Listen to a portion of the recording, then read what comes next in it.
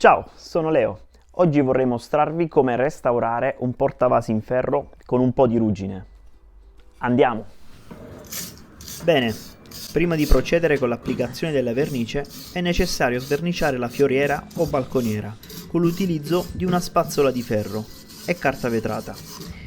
Un'altra tecnica potrebbe essere quella di utilizzare un trapano a cui va applicata una spazzola di ferro circolare, oppure una semplice levigatrice.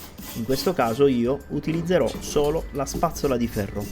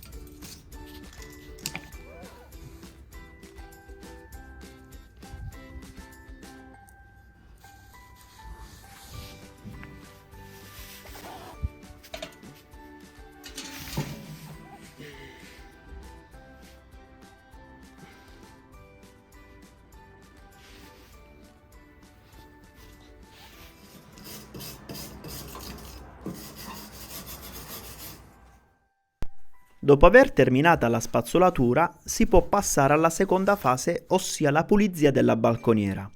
Questa fase ha lo scopo di eliminare le impurità di polvere e ruggine dovute alla spazzolatura e permette inoltre di non sporcare il pennello durante l'applicazione della vernice. Prima di procedere con l'applicazione del colore, si consiglia di applicare un primer antiruggine, operazione che in questo caso non ho eseguito in quanto ho acquistato una vernice antiruggine per esterni di colore nero. Occorrerà scegliere una vernice che abbia un'ottima resistenza agli sbalzi di temperatura e se nel caso venga utilizzato su un prodotto posto all'interno delle mura domestiche, bisognerà fare attenzione alla tossicità dei prodotti.